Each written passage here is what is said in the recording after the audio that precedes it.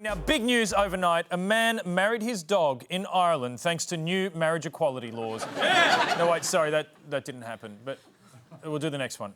In New Zealand, straight bakers were forced at gunpoint to bake gay cakes thanks to new laws. No, that didn't happen either. Surely there was some marriage equality news overnight.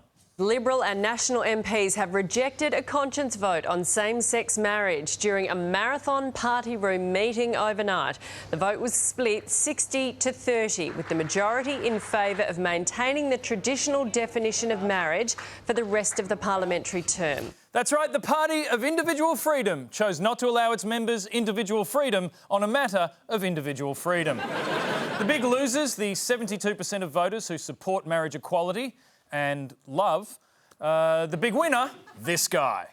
It has been our clear policy for more than a decade that marriage was between a man and a woman, and frankly, prior to that, it would never have occurred to anyone in our culture and civilisation that marriage was not between a man and a woman.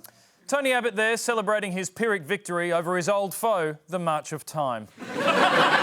He spent the rest of the night driving around Canberra looking for a blockbuster video that would take a check. Perhaps the coalition were won over by a new anti-same-sex marriage ad from the Marriage Alliance. Channel 7 and 10 refused to play it, but it has been aired on 9, Foxtel and now the ABC. You're welcome.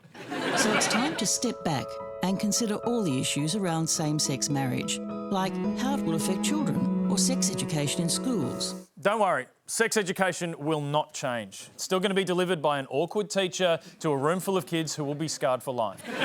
It's not as simple as you think. To find out how it might affect you, go to marriagealliance.com.au. They've gone with the Titanic motif.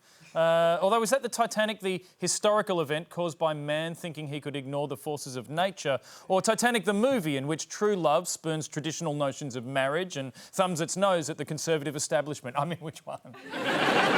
Foxtel has been deluged by complaints about the ad, with customers threatening to cancel subscriptions and leaving rude emojis on their Facebook page. Rude emojis? Well, there's no coming back from a half-peeled banana, the full moon, or in this case, synchronised farting lesbians.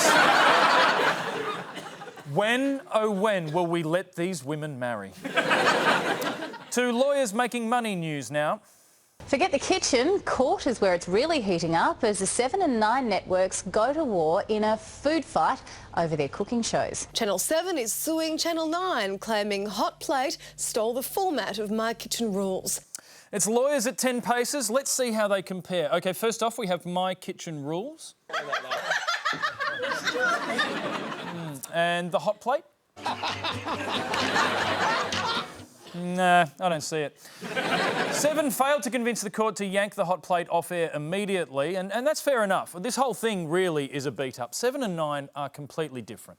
I mean, obviously 7 has a renovation show and 9 has a renovation show. And sure, 7 has its little singing contest, much like 9 has its little singing contest. And yes, 7 has its quiz $1 Million Minute, while 9 has its quiz Who Wants to Sit Next to a Millionaire? But on Breakfast TV, that's where they really change things up. On Sunrise, they talk about 9 ripping off 7. The 7 network wants the Hot Plate taken off air because it says the show is a rip-off. While on Today, they talk about 7 ripping off 9. I mean, that's what the thing about it is everyone copies everyone. As if those other people on the other breakfast show don't copy us. That whole thing of starting the news at 6 p.m? Yeah. Channel 9 Hello. Yeah. Let's do something original, Channel 7. We're going to start our news at 6 p.m. like Channel 9. You copycats. Losers. Carl's biting sarcasm is right. Everyone does copy everyone. We did some research and there are blatant rip-offs of this very program. A white male comedian in a suit laughing it up about current events. We found this one, and this one, and this one, and this one. Although I have to say, to be fair, this guy's really funny. Like, his Adam Goods gear was some next-level shit. So you're saying to you... Genius.